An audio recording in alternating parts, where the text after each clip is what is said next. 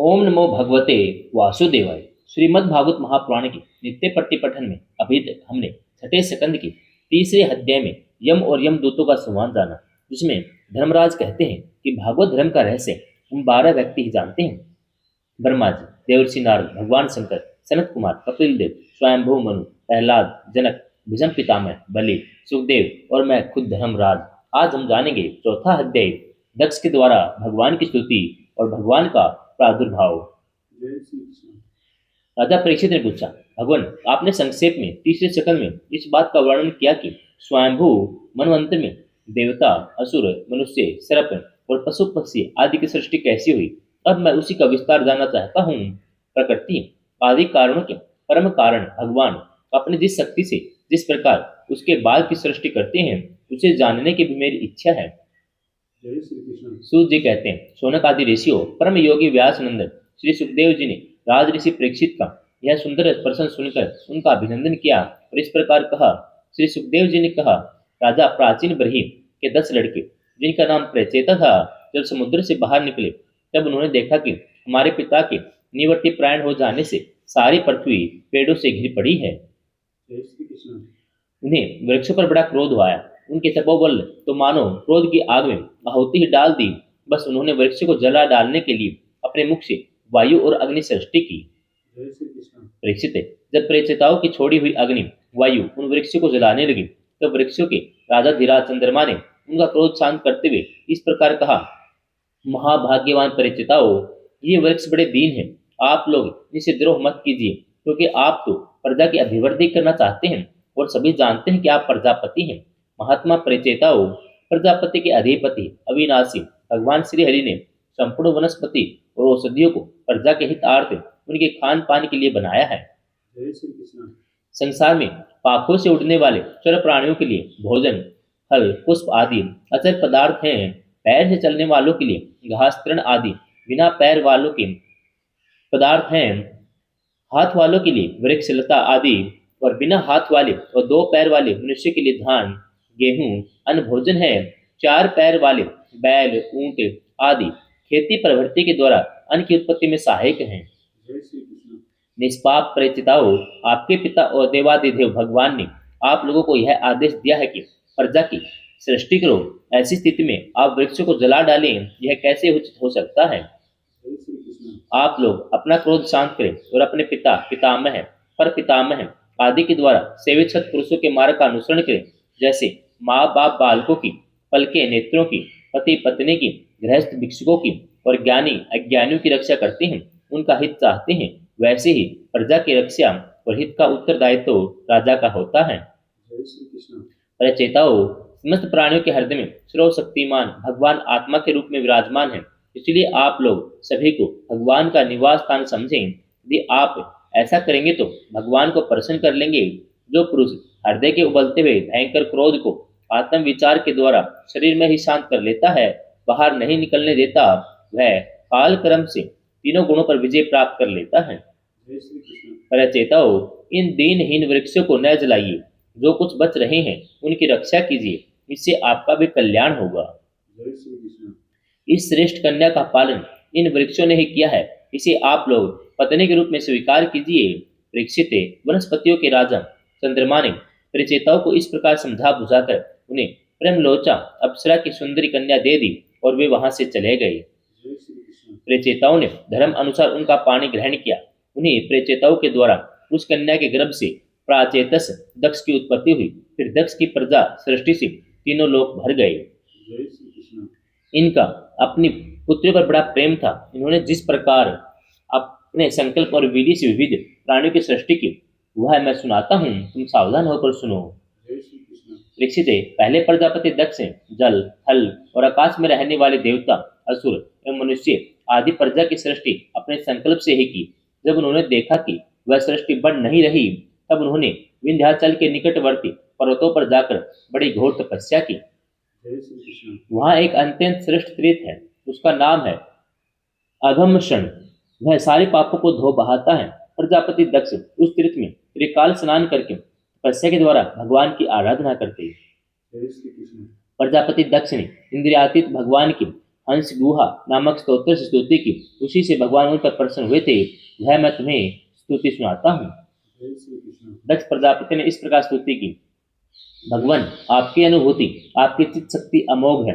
आप जीव और प्रकृति से परे उनकी नियंता और उन्हें सत्ता स्फूर्ति देने वाले हैं। जिन जीवों ने त्रिगुणमयी सृष्टि को ही वास्तविक सत्य समझ रखा है, वे आपके स्वरूप का साक्षात्कार नहीं कर सके, क्योंकि आप तक किसी की भी प्रमाण की पहुंच नहीं है। आपकी कोई अवधि, कोई सीमा नहीं है। आप स्वयं प्रकाश और प्राप्त पर हैं। मैं आपको नमस्कार करता हूँ। यो तो जीव और ईश्वर एक दूसरे के सखा हैं, इसी शरीर में इकट्ठे ही निवास करते हैं, परंतु जीव सर्वशक्तिमान आपके संख्य भाव को नहीं जानता। ठीक वैसे ही जैसे रूप, रस, गंध आदि विषय अपने प्रकाशित करने वाली नेत्र, घ्राण आदि इंद्रिय वृत्तियों को नहीं जानते, क्योंकि आप जीव और जगत के दृष्टा हैं, दृश्य हैं, महेश्वर है। मैं आपके श्री चरणों में नमस्कार करता हूँ। देह, प्राण, इंद्रिय, अंतःकरण की वृत्तियां, पंच महाभूत और उनकी तन मात्राएं, ये सब जड़ होने के कारण अपने को और अपने से अतिरिक्त को भी नहीं जानता है, परंतु जीव इन सब को और इनके कारण सत्व, रज और तम, इन तीनों गुणों को भी जानता है, परंतु वह भी दृश्य अथवा ज्ञेय रूप से आपको नहीं जान सकता, क्योंकि आप ही सबके ज्ञाता और अनंत हैं। इसलिए प्रभु, मैं तो केवल आपकी स्तुति करता हूँ। जब समाधि काल में प्रमाण, विकल्प, विप्रय रूप विविध ज्ञान, श्रवण शक्ति का लोप हो जाने से इस नाम रूपात्मक जगत का निरूपण करने वाले मन उपरत हो जाता है, उसमें बिना मन के भी केवल सच्चिदानंदमयी अपनी स्वरूप स्थिति के द्वारा आप प्रकाशित होते रहते हैं। प्रभु, आप शुद्ध हैं और शुद्ध हृदय मंदिर ही आपका निवास स्थान है। आपको मेरा नमस्कार है। जैसे याज्ञिक लोग काष्ठ में छिपे हुए अग्नि को सामेधेनी नाम के 15 मंत्रों के द्वारा प्रकट करते हैं, वैसे ज्ञानी पुरुष अपनी 27 शक्तियों के भीतर गूढ़ भाव से छिपे हुए आपको अपनी शुद्ध बुद्धि के द्वारा हृदय में ही ढूंढ निकालते हैं। जगत में जितनी भिन्नताएं देख पड़ती हैं, वे सब माया की ही हैं। माया का निषेध कर देने पर केवल परम सुख के साक्षात्कार स्वरूप आप ही अवशेष रहते हैं, परंतु जब विचार करने लगते हैं तब आपके स्वरूप में माया की उपलब्धि निर्वचन नहीं हो सकता, अर्थात माया भी आप ही हैं। अतः सारे नाम और सारे रूप आपके ही हैं। प्रभु, आप मुझ पर प्रसन्न होइए, मुझे आत्म प्रसाद से पूर्ण कर दीजिए। प्रभु, जो कुछ वाणी से कहा जाता है अथवा जो कुछ मन, बुद्धि और इंद्रियों से ग्रहण किया जाता है, वह आपका स्वरूप नहीं है, क्योंकि वह तो गुण रूप है और आप गुणों की उत्पत्ति और प्रलय के अधिष्ठान है। आप में केवल उनकी प्रतीति मात्र है। भगवान, आप में यह सारा जगत स्थित है, आपसे ही निकला है और आपने और किसी के सहारे नहीं अपने आप से इसका निर्माण किया है। यह आपका ही है, आपके लिए ही है। इसके रूप में बनने वाले भी आप हैं, बनाने वाले भी आप ही हैं, बनने बनाने की विधि भी आप ही हैं, आप ही सबसे काम लेने वाले भी हैं। जब कार्य और कारण का भेद नहीं था, तब भी आप स्वयं सिद्ध स्वरूप से स्थित थे, इसी से आप सबके कारण भी हैं। सच्ची बात तो यह है कि आप जीव जगत के भेद और स्वगत भेद से सर्वथा रहित एक अद्वितीय हैं। आप स्वयं ब्रह्म हैं। आप मुझ पर प्रसन्न हो। प्रभु, आपकी ही शक्तियां वादी प्रतिवादियों के विवाद संवाद का विषय होती हैं, उन्हें बार बार मोह में डाल दिया करती हैं।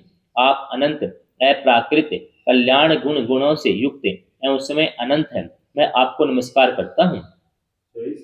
भगवान, उपासक लोग कहते हैं कि हमारे प्रभु हस्तपाद आदि से युक्त साकार विग्रह हैं, और सांख्यवादी कहते हैं कि भगवान हस्तपाद आदि से विग्रह रहित निराकार हैं। यद्यपि इस प्रकार वे एक ही वस्तु के दो परस्पर विरोधी धर्मों का वर्णन करते हैं, परंतु फिर भी उसमें विरोध नहीं है, क्योंकि दोनों एक ही परम वस्तु में स्थित हैं। बिना आधार के हाथ पैर आदि का होना संभव नहीं। निषेध की भी कोई न कोई अवधि होनी ही चाहिए। आप वही आधार हैं और निषेध की अवधि हैं। इसलिए आप साकार और निराकार दोनों से अविरुद्ध संप्रम ब्रह्म हैं। प्रभु, आप अनंत हैं। आपका न तो कोई प्राकृत नाम है, न कोई प्राकृत रूप है, फिर भी जो आपके चरण कमलों का भजन करते हैं, उन पर अनुग्रह करने के लिए आप अनेक रूपों में प्रकट होकर अनेकों लीलाएं करते हैं, और उन रूपों लीलाओं के अनुसार अनेकों नाम धारण कर लेते हैं। परमात्मन, आप मुझ पर कृपा प्रसाद कीजिए। लोगों की उपासनाएं प्राय साधारण कोटि की होती हैं, अतः आप सबके हृदय में रहकर उनकी भावना के अनुसार भिन्न भिन्न देवताओं के रूप में प्रतीत होते रहते हैं। ठीक वैसे ही जैसे हवा गंध का आश्रय लेकर सुगंधित प्रतीत होती है, परंतु वास्तव में सुगंधित नहीं होती। ऐसे सब की भावनाओं का अनुसरण करने वाले प्रभु, मेरी अभिलाषा पूर्ण कीजिए। श्री सुखदेव जी कहते हैं, परीक्षित, विंध्याचल के अघमर्षण तीर्थ में जब प्रजापति दक्ष ने इस प्रकार स्तुति की, तब भक्त वत्सल भगवान उनके सामने प्रकट हुए। उसमें भगवान गरुड़ के कंधों पर चढ़ रखे हुए थे। विशाल और हष्ट पुष्ट 8 भुजाएं थी। उनमें शंख, चक्कर, गदा, ढाल, तलवार, बाण, धनुष, पास धारण किए हुए थे। वर्षाकालीन मेघ के समान श्यामल शरीर पर पीताम्बर फहरा रहा था। मुखमंडल प्रफुल्लित था। नेत्रों से प्रसाद की वर्षा हो रही थी। घुटनों तक वनमाला लटक रही थी। वक्षस्थल पर सुनहरी रेखा, श्री वत्सिन गले में कौस्तुभमणि जगमगा रही थी।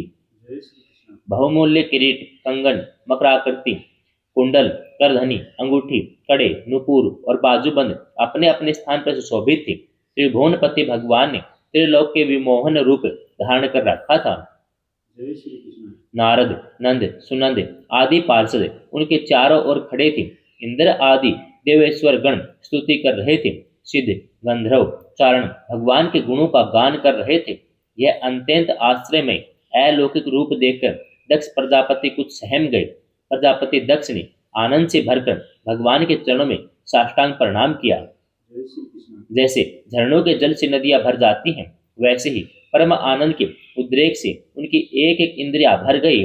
आनंद परवश हो जाने के कारण वे कुछ भी बोल न सके।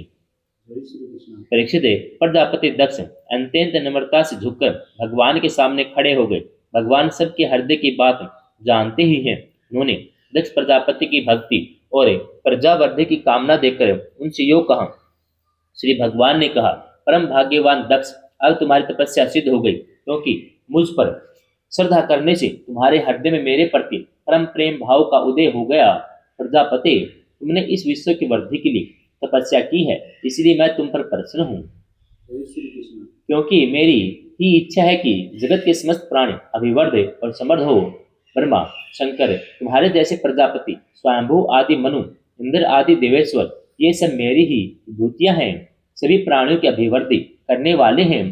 ब्राह्मण, तपस्या मेरा हृदय है, विद्या शरीर है, कर्म आकृति है, यज्ञ अंग है, धर्म मन है और देवता प्राण है। जब यह सृष्टि नहीं थी, तब केवल मैं ही था, वह भी निष्क्रिय रूप में। बाहर भीतर कहीं भी कुछ न था, न कोई दृष्टा था, न दृश्य। मैं केवल ज्ञान स्वरूप और अव्यक्त था। ऐसा समझ लो, मानो सब और सुपति ही सुसुपति छा रही हो। प्रिय दक्ष, मैं अनंत गुणों का आधार व स्वयं अनंत हूँ। जब गुणमयी माया के क्षोभ से यह ब्रह्मांड शरीर प्रकट हुआ, तब इसमें अयोनिज आदि पुरुष ब्रह्मा उत्पन्न हुए। तब मैंने उनमें शक्ति और चेतना का संचार किया। तब देव शिरोमणि ब्रह्मा सृष्टि के लिए उद्धत हुए, परंतु उन्होंने अपने को सृष्टि कार्य में असमर्थ सा पाया। उसमें मैंने उन्हें आज्ञा दी कि तप करो। जब उन्होंने घोर तपस्या की, उस तपस्या के प्रभाव से पहले तुम्हें 9 प्रजापतियों की सृष्टि की। ये दक्ष, देखो, यह पंचजन प्रजापति की कन्या अश्विन की है। इसे तुम अपनी पत्नी के रूप में ग्रहण करो। अब तुम गृहस्थ उचित स्त्री सहवास रूप धर्म को स्वीकार करो। यह अश्विन की भी उसी धर्म को स्वीकार करेगी।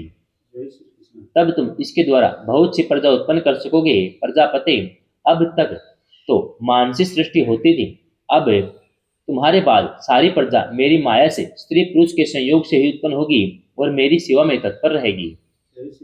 श्री सुखदेव जी कहते हैं, विश्व के जीवनदाता भगवान श्री हरि यह कहकर दक्ष के सामने ही इस प्रकार अंतर्धान हो गए, जैसे स्वप्न में देखी हुई वस्तु स्वप्न टूटते ही लुप्त हो जाती है। चौथा अध्याय समाप्तम।